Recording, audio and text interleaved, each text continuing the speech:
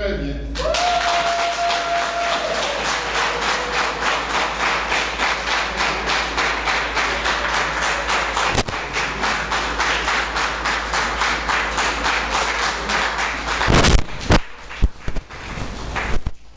Désormais titulaire d'un master professionnel en sciences et techniques des activités physiques et sportives, depuis ce vendredi 8 novembre 2024, c'est avec une mention très bien que le jury a apprécié les travaux de recherche de l'impétrant M.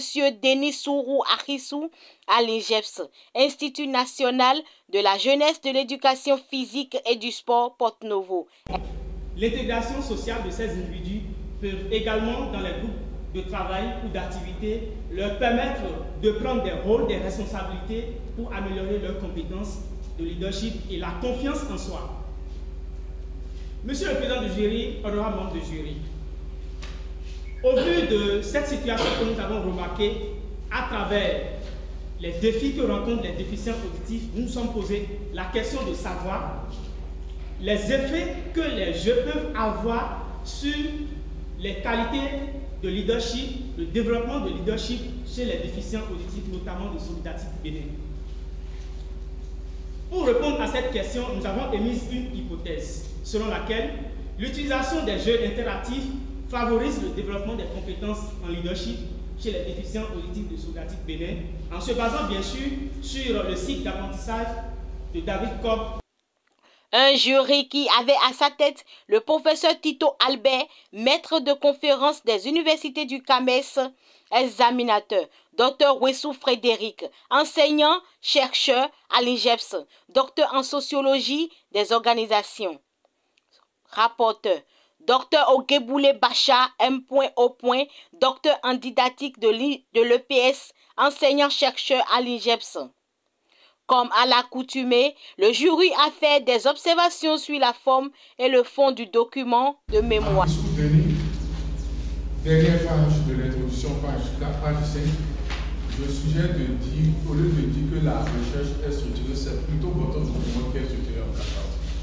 D'accord, et non votre recherche. Et j'attire aussi votre attention sur la bibliographie de l'intérêt du document, à la rubrique que vous avez appelée référence bibliographique pour dire il faut vraiment choisir une norme, ça doit être la norme et la respecter.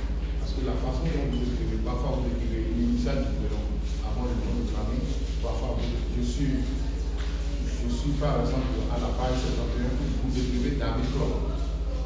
Ça fait nom et prénom. Dans la même page, au niveau de la même page 51, vous écrivez Piaget sans l'initiale du nom, sans l'initiale du prénom. Par exemple à la page 71. Il faut harmoniser la façon d'écrire les auteurs selon une norme que vous êtes supposé respecter. Il me semble que c'est la norme à part. Parce que là aussi on a une position, êtes-vous en sciences sociales, êtes-vous en sciences de la vie, de la terre, en sciences, est-ce que vous êtes en sciences sociales ou vous êtes en sciences biologiques? Mais le laboratoire qui porte le travail, tu as 93 documents. 93 documents et tu as parcouru les 93, c'est-à-dire de l'introduction jusqu'à la conclusion pour tous les 93 documents. Monsieur le Président, permettez-moi de rappeler que j'ai commencé ce travail en 2022, il y a 2 ans, parce que je devrais soutenir le travail l'année dernière. Donc ça m'a permis d'avoir du temps pour pouvoir faire la lecture de ces documents que vous demandez. Ça veut dire que on peut aller au fond, je peux choisir un auteur par hasard que je peux interroger sur des trucs que vous avez au fond. Portant essentiellement sur le développement du leadership sur les déficients auditifs à travers les jeux études de cas à l'ONG Solidatique Bénin, les résultats de ces travaux sont désormais un nid d'information pour améliorer le quotidien des déficients auditifs à travers les jeux. Les travaux ont porté sur le développement du leadership chez les déficients auditifs à travers les jeux, études de cas à Solidatique Bénin. Et dans le cadre de cette étude, nous avions pour objectif d'évaluer l'impact des jeux sur le développement des compétences de leadership chez notre cible, les déficients auditifs.